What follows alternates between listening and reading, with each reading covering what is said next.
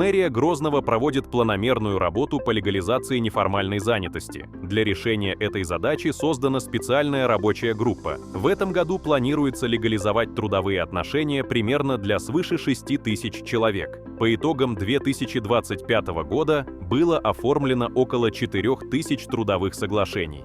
Данная работа проводится Мэрией Грозного совместно с представителями Министерства экономического и территориального развития Чеченской Республики, что позволит координировать усилия городских и республиканских властей для создания эффективных механизмов стимулирования работодателей к оформлению сотрудников в соответствии с трудовым законодательством.